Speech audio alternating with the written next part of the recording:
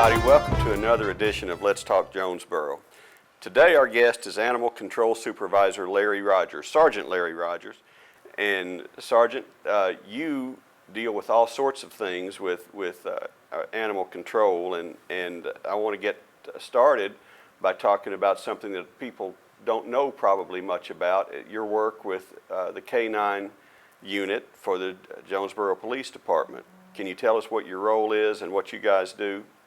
Well, besides the title of supervisor for animal control, I do also have a baby that is mine. It's a personal passion of mine. So that would be the Jonesboro Police Department's K-9 unit. I am fortunate that I get to call myself. I lead the unit and everything. I'm the supervisor over that. So I enjoy that greatly, watching these four-legged crime fighters and their handlers out there, keeping the streets safe, and so it's a very rewarding.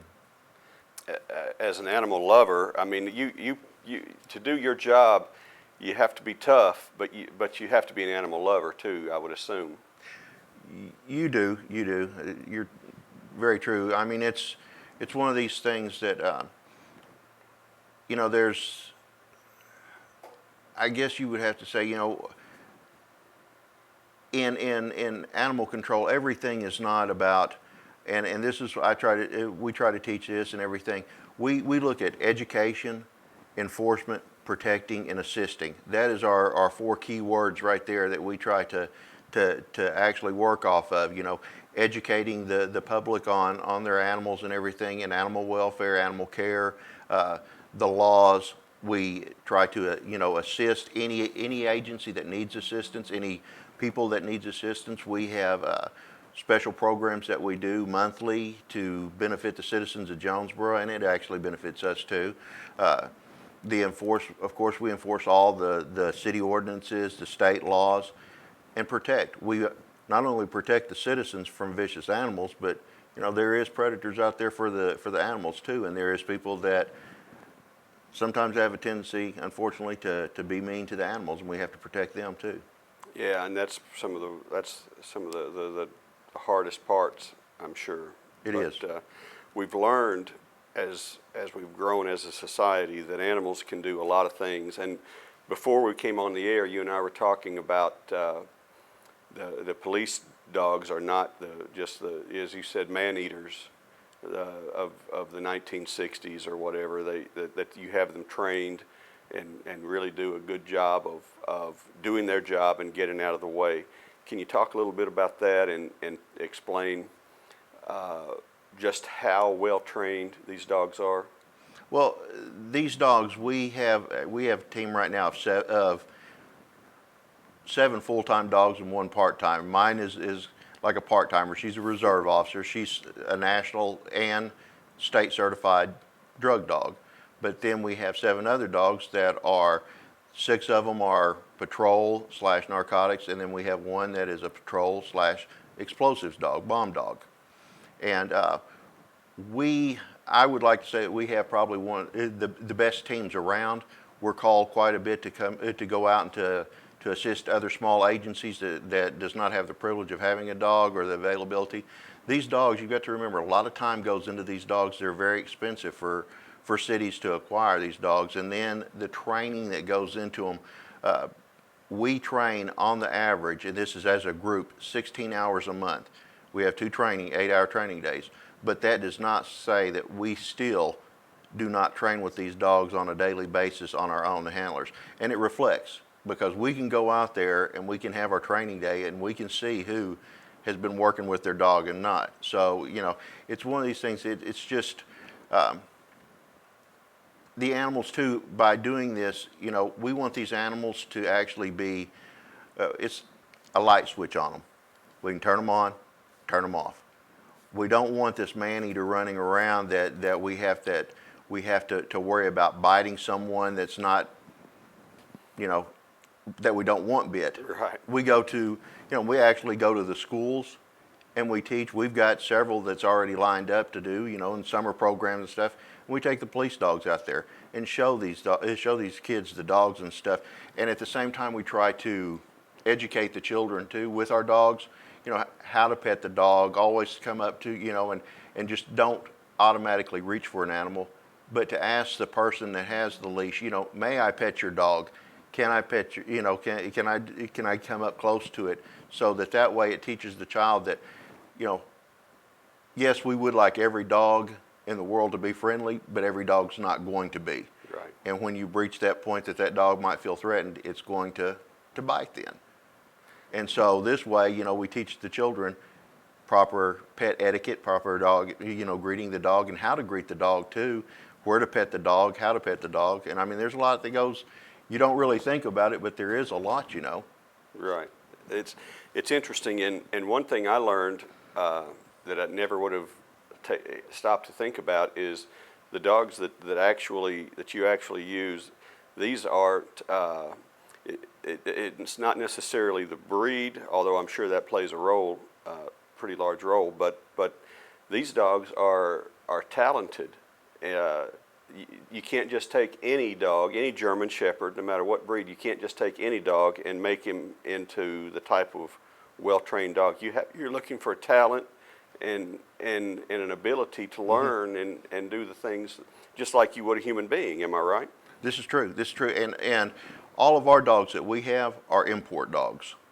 We import them from either Hungary, Czechoslovakia, Germany, Holland, Denmark. They all come from overseas. These dogs are tried. They're brought up in an atmosphere over there overseas. They're bred for this specific type of work. You know, the people over there, they raise them till they're about 2 years old, approximately 2 years of age. They're going through training the whole time. Everything that they do is oriented towards the police work, but is a game taught as a game to them. So, you know, it's when they come over here, then they're ready for their final training sessions, their acclimation to, you know, what they're expected to do.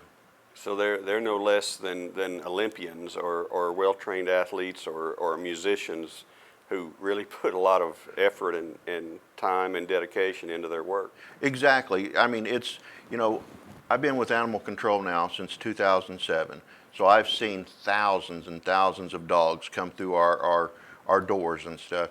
And everyone that comes through, if it looks like it would be, it may have the look that I'm looking for the animal, and it doesn't necessarily. I'm not looking for something that's a mean beast looking like animal. I mean, I'm looking for something that is hardy, that I can put, that it has good sound environmental skills that I can put into rooms and stuff, and that can jump up and you know, search into the cabinets and search closets and stuff. And I'm always looking for that, and then try and see how their ball drive is, their hunt, you know, drive, that kind of stuff. And saying that, with all the animals that's been through, we've had 2 of them, 2 labs come through. And so what we did as animal control, as soon as I recognized the potential in these 2 animals right here, I turned them over to Blake Bristow, which is one of our police officers and also owns Blue Street Kennels. He's a trainer. He trains them and everything. He turned around, he took the dogs, trained the dogs for narcotics. And then we had an actual where the departments could write letters, submit letters asking for this dog, you know, as a giveaway dog, a donation dog to the department. So we ended up, 2 of the dogs, they passed their nationals, they passed their state, they got donated to 2 small departments, and now those dogs, they're out there and they're hunting dope, finding dope for these departments, and they went from the jail cell to out fighting crime now. And I mean, and it's just amazing, you know. So we're always looking at something to do, some way to rescue the animals. That's what I'm wanting to say, you know. Right. It might not be going to this, you know, whether we send it to a good home, an adoption home, we send it to, you know, out of state to an adoption facility, or we can turn it into a crime fighter that benefits, you know. And the thing about it is it gets that way. It shows people that we're trying also. You know, Yes. Animal control, we got kudos for that, you know. Blue Street Kennel put in a lot of time. They got the kudos for it. But the people that got the best was not really the department or the agency, but the dog, because the dog is just, it's out there, and they come to our training groups too still, and they love it. They love it. I think everyone understands that dogs have a special sense of smell. Are there other things that you train them? Is there a specific dog for, say, drug detection? If you're looking for a body or We have, now, we have, like I said, we have the narcotics dogs, and all of ours are certified, not only state certified, but they're also nationally certified in the 5 odors, main odors. Then we also have an explosives dog, and our explosive dog is great. In fact, we're at the point that since we do have an explosives dog and they are very expensive and stuff, that other small agencies, even some mid-sized agencies, can't afford it. So if something happens, then we can deploy that officer and the bomb dog to go search and to assist, whether it be, you know, a regular police agency, a town, a city, or FBI, state police, the Marshal Service. We can work with them and assist with them. Blue Street Kennels, Blake Bristow has a privately owned cadaver dog, and that's his personal dog, but by being a police officer and having that care that he does for the community and stuff, he has traveled all over Arkansas, Missouri, and Tennessee and stuff with the cadaver dog, because those are very, you know, those are a lot rarer than any of the other type of dogs that we have. can you tell me what separates Jonesboro Animal Control from other animal control offices? Well, probably the main thing is that our animal control is actually under the umbrella of the Jonesboro Police Department. A lot of animal controls are separate entities, but with ours, it's under the umbrella of the Jonesboro Police Department. And there's so much more of a benefit by doing it that way. Not only does the officers get to partake in the training that the police officers get to take in, the officers are NCIC, ACIC certified. They can, you know, if they can run people, check them, help assist the police in checking warrants and stuff. They go through training so that if they run up on an accident and everything, they know what to do, the procedures and stuff. They work hand in hand with our criminal investigation division as far as felony animal cruelty cases. The officers do have the powers of citation. They can write citations for city ordinances or misdemeanors. They go through quite a bit of training too. So I mean, it's not only, these officers go through a 4-week training period. It's not that, you know, we don't just bring them in and tell someone, okay, here's your catch pole, you know, go out there and just catch a dog. Right. It's, you know, there's a lot more to it than that. You know, you want to have, I took over animal control with wanting to make the animal control officer a professional. You know, the police officer is a professional. Make the animal control officer be proud, because we need, we need the animal control officer out there. We need someone to watch out, you know, for the animals, for the safety of the animals. We need someone out there to enforce all the laws. So by doing this, you know, and they receive 40 hours of training each year, additional training, you know, just like the police officers do. Right. So it does. It's a great benefit. And you have, I think you said 7 animal control officers? I have 7 animal control officers, and I have 2 kennel masters. 2 kennel masters. And they do more than just pick up strays. Oh, most definitely, most definitely. We have educational programs that we teach. One of ours is we noticed, you know, and we keep up with statistics and stuff. And we figure out each month how much, you know, like if the police department, we keep up on crime statistics. Animal control, we keep up on bite statistics, loose animals, this kind of stuff, you know, any animal cruelty cases and everything. But we was noticing several years ago a trend with the children being bit, more so than what adults were. So we started a program where actually it's stand like a tree, lie like a log. And we started going to the schools and everything. State Farm, Bob Gist, donates tons every year of coloring books, safety coloring books for us to hand out to the kids and everything. But we go in, we teach the kids, educate the kids, and by doing that, now our number of dog bites for children has dropped dramatically. The only problem is the dog bites for adults has raised. So I don't know, maybe we need to start having a class for them, but Need some adult coloring books. yeah, it does, but it's you know, it's we do these, we have for example, we also, you know, we have once a month, we have a low cost vaccination clinic. Absolutely. And here's the thing, if I need something from the community, if I ask, this community is going to give it to me. I know that. I've been here long enough to know that this community, if I need something, they're going to give it to me. So in turn, we need to pay it back. We need to pay it forward or pay it back. So we have these low-cost clinics.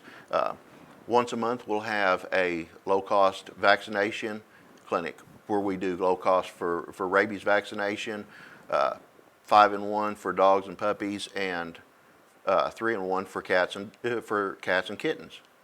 And it's low cost. It's $10. By doing that, I've actually spoke with Dr. Susan Weinstein, the head vet over the health department down in Little Rock. By having these clinics and stuff and really educating the public on rabies and the seriousness of it, and about that their animals need to be vaccinated, we are probably one of the top counties that there is in the state by not having a rabies outbreak or a confirmed case of rabies. It's been since the early 80s that was the last confirmed rabies outbreak that we've had, or confirmed rabies case. My goodness. So I mean, I'm pleased with that. I would be too. We do once every 2 months, and I mean it's hard for us, but we do, because when we all open it to the public. I mean, it's just that first day that it's open, it's taken. But that is a low-cost cat neuter clinic. Okay.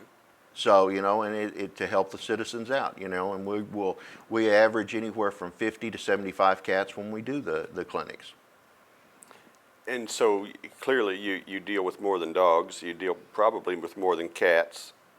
What other type of things are out there? Are we infringing on? I know coyotes migrate. I've seen evidence that armadillos migrate. Are any of these factors in you guys' work? Yes, coyotes are very, very hard to trap. Yes. Armadillos, if you have an armadillo problem, armadillos can be destructive. We've actually seen and been on calls where foundations of houses have fell because of the armadillos tunneling underneath the houses. One of the things that we do at Animal Control that a lot of people does not realize that we do is we have a live trap program where you would come out there and you give a small deposit for a live trap. We show you how to set the live trap, bait the live trap, whether it be for squirrels, for raccoons, for skunks, whatever it is.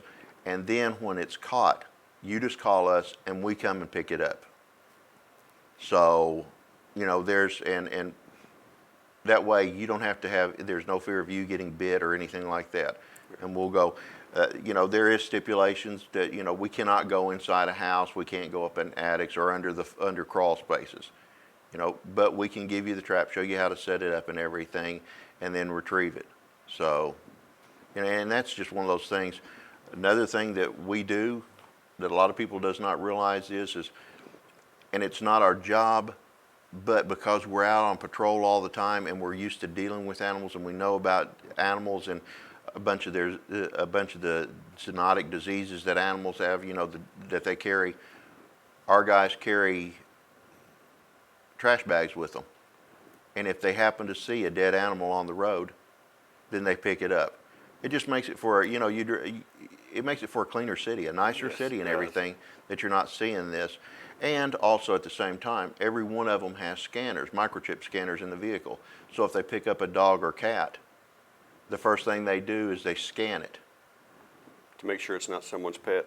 Exactly, and it's happened where No. we've gotten the microchip. It's come back positive with the chip number and everything. We call in the the microchip company, and they'll give us the information, and we can at least call the people and give them peace of mind. You know, they Right. might have been looking for the dog for a week or so and can't find it. We can give them at least peace of mind that yes, here's the animal. Right. How many animals will you deal with, your department, in the course of a year or a month? Or Roughly about 2,000 animals a year. my goodness, is there a season when that it's more common, or are I, there? really honestly, no, but in the springtime we do see, in the springtime we see a, a bunch more of puppies and kittens. So I guess, that time is busy and everything. But really, I mean, it's all year round. I mean, there's not a determining factor on it because, uh, we average probably alone, just picking up animals, just dogs alone. I would say anywhere from 150, about 150 a month. So it's quite a few, and of course, a lot of them though are the owners come in and reclaim them. So that's good for us that we don't, that, they go back to their family. They know to look. Yes. Who did they call? I know they call you, but can you give us the number and tell us your address? It's 935-3920, and our address is 6119 East Highland. And, the thing about it is they can go on the animal control, they can go on the city's website. They can go on animal control. We have an awesome Facebook page, which is updated all the time. All of our activities, all of our animals, any animals that we pick up go on there. All the animals that are up for adoption goes on there. So they can contact us on our Facebook page or even the city's Facebook page and say, hey, look, I've lost my dog, I've lost my cat. And what we do then is just, if they'll give a description and everything, where at the cat was or the dog, the age, what type of breed and stuff, then we actually have a lost report book that we put the animal in.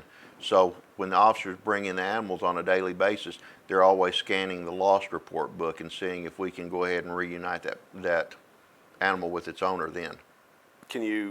Now you talked about the rabies vaccines. What laws are there about rabies? If you have a dog that's been born or you've found, what do you need to do?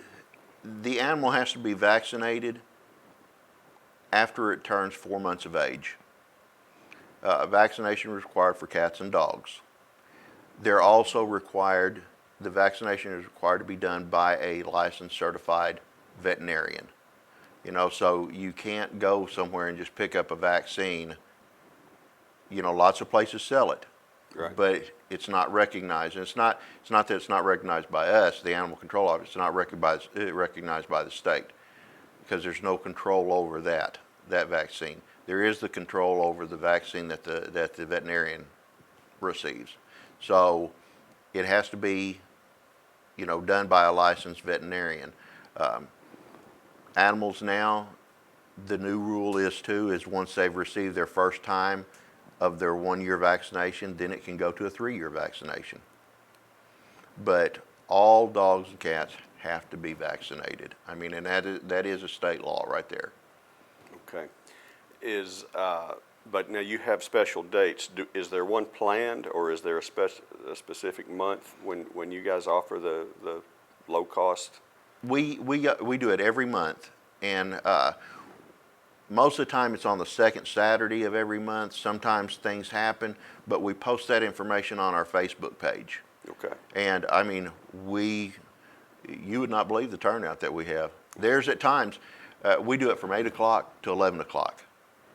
And the last one in the morning you're talking about? Yes. 8 a.m. till 11 Yes. a.m. Okay. And for instance, this Saturday we're having one. Okay. So, but the last months we had 200 people, and some of them had multiple pets. So, I mean, that's awesome to me, because the thing about it is the more people that come in, the more people get their animals vaccinated, it's less of a threat for me, for you, if we end up getting bit. So, and that's, Right. and the way our city is so big right now, we're encroaching on a lot of the wildlife areas, so wildlife comes in. Right. And we don't want our family pet to be bit by some animal. I think a lot of cities are dealing with that issue, particularly again about the coyotes. They are, and that's There's just, no easy answer, is there? no, that, with the coyotes, it's not. It's, now, my 8, 9 years at animal control, I have never seen this, we've never had luck at capturing a coyote in a live trap. We've not. They're too smart for that, aren't they? They are.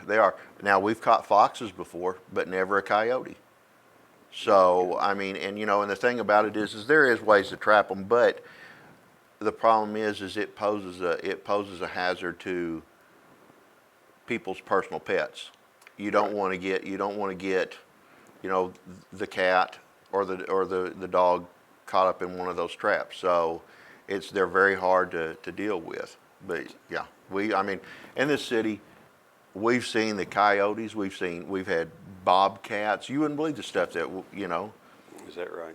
That's fun. we deal with some, that's the thing about animal control, is it's so, one day we might deal with this, the next day we might deal with something totally different. The other day, we went on 2 separate calls with pigs. With pigs. And we're not supposed to have pigs in the city limits either, but we went on 2 pig calls. So fortunately too, animal control, because of having such a large patrol area, and we know that there's going to be livestock, we actually have, besides the animal control for dogs and cats, we actually have a large holding facility, a big fenced in, probably about 2 acres, 2.5 acres, and a barn out there that we can put livestock in, because we get calls all the time with loose horses or cattle, and we've got trailers and stuff and the equipment. We can go out there and we can pick it up. My goodness. And what about birds? Do you guys deal with that? We deal with chickens. Chickens. Chickens. Okay. That's our biggest thing right there, as far as a bird is chickens. Is it legal to have a chicken in the city limits? It is. Is there It a is. limit? There is a limit to animals. It's 5 animals. 5 animals of any So 5 variety. animals domestic. Yes, that would be like 2 dogs, a cat, 2 chickens. Now, but the thing about it is we do have an ordinance though, as far as for noise and for sound. And you might be one of these people that work a midnight shift or something, and your neighbor next door's got a rooster. Well, if it's crowing all the time, then that right there falls under the noise ordinance. So. I see. So even though there's no law against having a rooster, there is one against him making noises all times It is. of the day. I mean, and that's one of those things that goes back that we just need to respect our neighbors too. Right. So. And that's good. That's a great point that we always need reminded. What about, a lot of cities have had Canada geese land and kind of, they when they claim a territory, they claim it. We've been very fortunate. The couple of times that we have, we can contact Game and Fish, and Game and Fish works great with us. So. Is that right? So they know how to solve that. Yes, they do, and they work with us on it and help us get rid of them and everything and relocate them. Tell us, and you described a lot of things that the general public might not know, but what is, tell me a unique, whether it's an anecdotal story or just a daily routine that you guys go through that people probably have no concept of. I mean, every day is something different. That's, like I said, it might be from rescuing some puppies to, a kitten that's went down into a signpost, into a pillar, of a signpost. I remember one time we had a raccoon that was, I guess, had gotten in the garage, and the people had let their garage door up, and the raccoon decided it was time to go. Well, it got wedged in the garage door and up there at the top. It didn't hurt the raccoon, but of course it was wedged in. You know, when you've got a 20-pound raccoon that's really torqued at you, that's one of those things right there. I mean, so I mean, it's snake calls. Right. We go on multiple snake calls. I mean, it's just. So Oh, yeah. it's only humorous after the job's done, right? In the moment, it can be. It is. Yeah, intense. It is, and yeah, it's one of those things that, you know, and going back to educating, and we tell the people, you know, let us come, let us deal with it. Let us, if it's a snake, let us deal with the snakes. You know, let us deal with the wild animals and everything, so that we can, you know, we've had calls before where they've said, you know, this animal right here is dead, and they went to a wild animal and they went to pick it up and it wasn't dead, it was sick, and the person's gotten bit by it. Well, you know, then there's the thing there that, you know, then the animal has to be sent off to the health department, to the lab and everything, and tested and stuff. You know, of course, like I said, we've not had a confirmed case since the 1980s, but still, you know, it's one of those things, you know, let's not, if it's an animal's injured, call animal control. Right. So it's Very good. And one of the things that people don't understand too is, and I hate it for it, but it has to be that way, is that the Jonesboro Animal Control is the city's enforcement for animal control. You know, it's unfortunately we can't go out into the county or anything, you know, and assist. There is times though, you know, that the sheriff's department, they'll call up and they'll say, hey, we really need some help on something, on a problem.